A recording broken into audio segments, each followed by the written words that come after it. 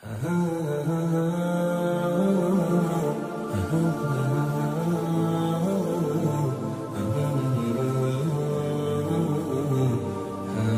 अकबर ने आहिस्ता आहिस्ता अपनी सल्तनत को वसाअत देने का तहैया कर लिया था। इससे पहले इसने मेरठ के किले को अपनी सल्तनत में शामिल करना चाहा। मेरठ नाम का ये किला रियासत जोधपुर में शामिल था और यहाँ का राजा मालदेव हुक्मरान था। इसके मातहत इसके दो बेहतरीन सालार थे जो जंग का बेहतरीन तजर्बा रखते थे। इनमें से एक का नाम जगमल और दूसरे का नाम देवनदास था। अकबर ने अपना एक लश्कर राजा मालदेव पर हमला आवर होने के लिए रवाना किया। इस लश्कर ने मेरठ नाम के किले का मुहासरा कर लिया और किले की फसील को गिराने के लिए किले के करीब खुदाई करके इसमें बारूद भरकर फसील को उड़ाने के इंतजामात शुरू कर दिए। मुसलमानों का लश्कर किले की फसील के करीब बारूद भरकर आग लगाने और फसील के एक हिस्से और बुर्ज को तबाह करने में कामयाब हो गया। इस तरह शहर की फसील के अंदर एक रास्ता बन गया। फसील के गिरने वाले हिस्से पर मुग़लों और राजपूतों के दरमियान हौलनाक जंग हुई। आखिर जब लड़ते लड़ते शाम हो गई तो मुग़ल पीछे हट गए। राजपूत शहर के अंदर चले गए, लेकिन राजपूतों ने अंदाज़ा लगा लिया कि हमला आवर शहर को फतह किए बगैर नहीं जाएंगे। लिहाजा इन्होंने मुग़लों के लश्कर से सुलह की दरख्वास्त की। मुग़लों के इस लश्कर का सालार आला इस वक्त एक शख्स मिर्ज़ा अशरफ था। इसने सुलह के लिए ये शर्त पेश की कि शहर के सरकर्दा लोग सिर्फ अपनी सवारी के घोड़ों के अलावा कोई चीज़ अपने साथ किले से बाहर न ले जाएं। हुक्मरान तबके ने इस शर्त को मंजूर कर लिया। लिहाजा ये लोग किले से निकलकर अपने अपने ठिकानों को जाने लगे। अलबत्ता राजा मालदेव के सालार देवनदास ने इस शर्त को कबूल करने से इनकार कर दिया और लश्कर के एक हिस्से के साथ इसने मुग़लों पर हमला आवर होने का इरादा किया। दूसरी तरफ अकबर के लश्कर के सालार मिर्ज़ा अशरफ को भी इतला हो चुकी थी कि राजा मालदेव का सालार देवनदास मुसलमानों पर हमला आवर होना चाहता है। लिहाजा वो भी मुकाबला करने के लिए बिल्कुल तैयार और मुस्ताद हो गया। देवनदास जब शहर से निकलकर मुसलमानों पर हमला आवर हुआ तब मिर्ज़ा अशरफ ने पूरी ताकत और क़ुव्वत से पहले देवनदास के हमले को रोका। इसके बाद जवाबी कार्रवाई करते हुए इसने देवनदास के लश्करियों का कत्लेआम शुरू कर दिया।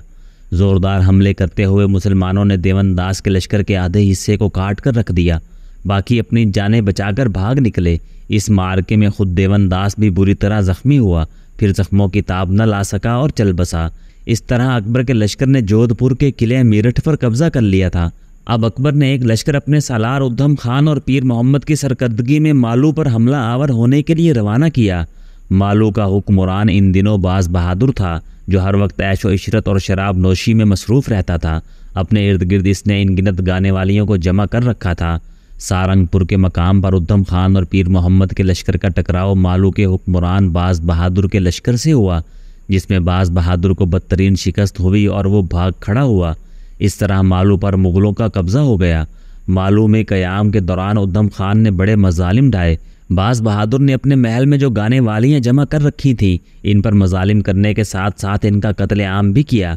इस दौरान तक अकबर ने इसे मालू का हाकिम मुकर्रर कर दिया था और पीर मोहम्मद को इसका नायब करार दे दिया था।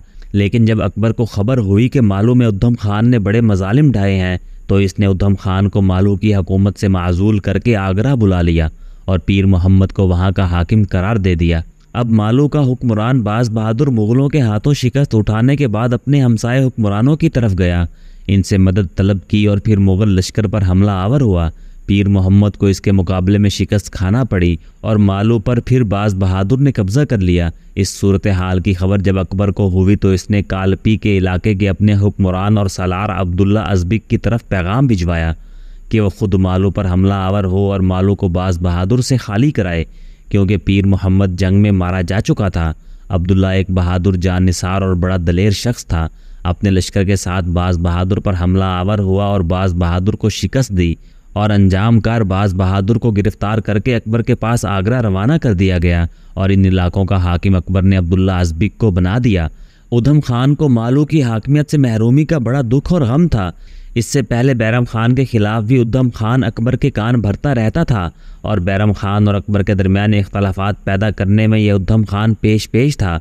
बैरम खान के मरने के बाद एक शख्स शमसुद्दीन को अकबर ने अपनी सल्तनत का वज़ीर और वकील मुकर्रर किया था।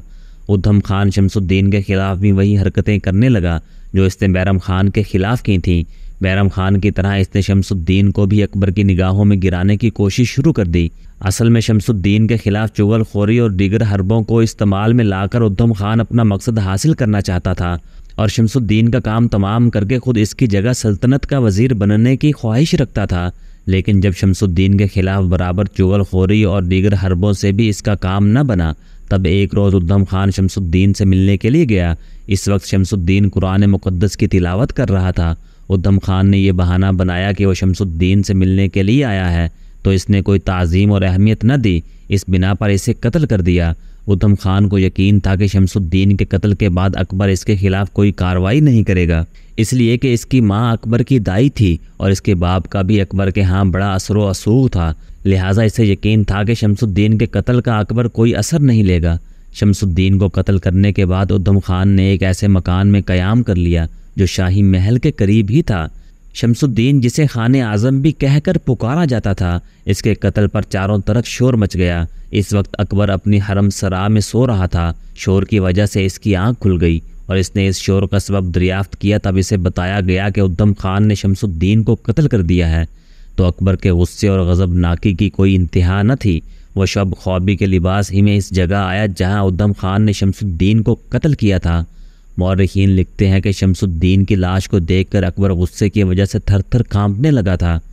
इस गुस्से के आलम में अकबर ने अपनी तलवार संभाली और इस इमारत में गया जहां उद्दम खान ने क़याम किया हुआ था। जब अकबर उद्दम खान के सामने आया तो इसने इंतहाई गुस्से में पूछा, तुमने खान आज़म शमसुद्दीन को क्यों कत्ल किया? उद्दम खान मुंह से कुछ न बोला, भागकर आगे बढ़ा और अकबर के पाँव पकड़ लिए और ज़ारो कतार रोना शुरू कर दिया। अकबर ने इसकी इस हरकत को बेअदबी जाना और इसके गुस्से में और इजाफा हो गया। इस गज़ब के आलम में इसने उद्दम खान के मुंह पर एक घूंसा मारा। उद्दम खान बेहोश होकर फर्श पर गिर पड़ा। इसके बाद अकबर ने अपने इर्द गिर्द जमा हो जाने वाले मुसल्लह जवानों को हुक्म दिया कि उद्दम खान को इसके दीवान खाने की छत पर ले जाकर ज़मीन पर पटक दिया जाए। उद्दम खान का वह दीवान खाना कई मंजिला था और कहते हैं कि ज़मीन से लगभग 12 गज़ की बुलंदी पर था। उद्दम खान को वहां से ले जाकर नीचे गिरा दिया गया। नीचे गिरने के बाद वह पूरी तरह मरा नहीं, इसकी सांसें उखड़ने लगी थीं। अकबर के हुक्म पर इसे दोबारा छत पर ले जाकर नीचे फेंका गया। इस तरह उद्दम खान अपने अंजाम को पहुंचा।